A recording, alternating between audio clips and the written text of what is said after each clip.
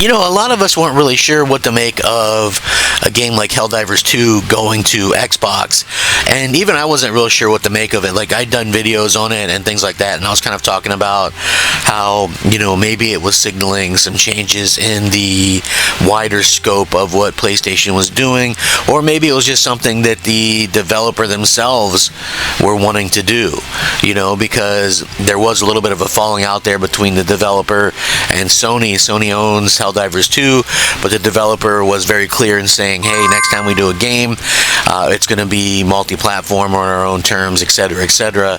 And it could have been just a way of Sony trying to appease that. We have a little bit of an update and a better idea of what's going on right now, and it's actually quite surprising, and I can see why, you know, so many PlayStation fans are kind of upset by this. But it's kind of how I warn things, you know. It's just one of those things. What's up, everybody? Crap Gamer here with Crap Gamer Reviews with another video. Thank you so much for checking it out. I certainly appreciate it. Please like, share, subscribe. I would appreciate that as well. It helps out the channel, means a lot to me personally. If you guys are looking for a channel that does daily content, that's me, and that is something that I enjoy doing. I had a little sabbatical, but I'm back to doing the actual content, and I try to be fun yet informative. So, you know, keep that up, and, you know, we'll see what happens. You know, hopefully the good things. So anyway, what are we talking about here? Well, we're talking about whose idea it was to launch Helldivers 2 on Xbox, and it obviously made waves when it launched on PlayStation and PC back in 2024, peaking at over 450,000 players on Steam alone, maintaining a healthy player base across both platforms ever since. Now, during the early surge of hype, there was widespread calls on X, urgent support from Xbox players to help fight off the Terminids and defend Super Earth. But those hopes seemed very short-lived. Even I thought it was kind of pointless because I didn't think we'd ever see it actually happen. But then recently, Sony made the surprise announcement that Helldivers 2 will officially land on Xbox consoles on August 26th, which is, you know, pretty much right around the corner. Helldivers 2 is currently Sony's flagship live service title, bringing players together in an immersive cooperative PvE, which is a player versus environment experience. You and your squad are dropped into hostile territory, tasked with clearing out waves of alien scum that are actively trying and often succeeding at taking over entire planets.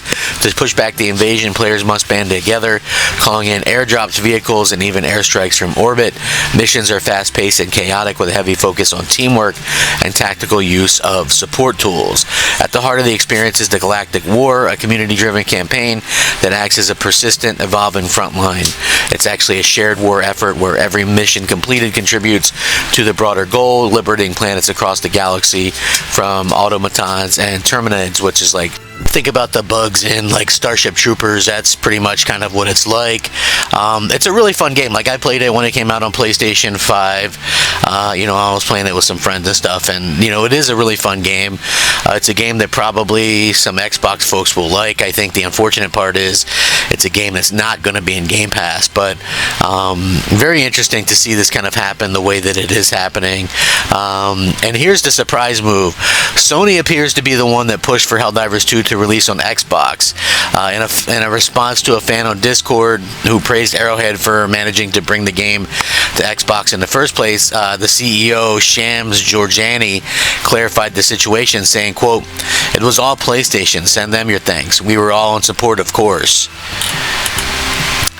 He then went on to praise the decision further, adding, quote, "I think it's one of the coolest things they've done. They're killing it."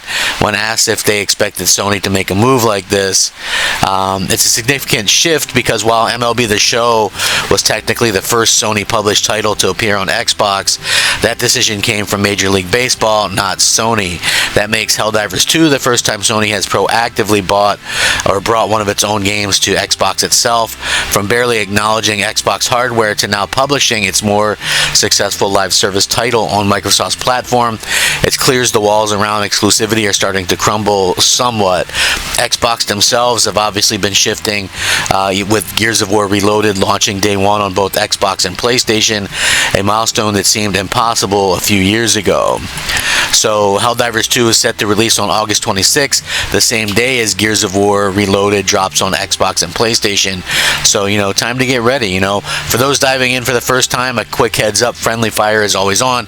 That's part of the charm and fun of the game, in my opinion. The friendly fire stuff. Sometimes you'll get a drop box dropped on you.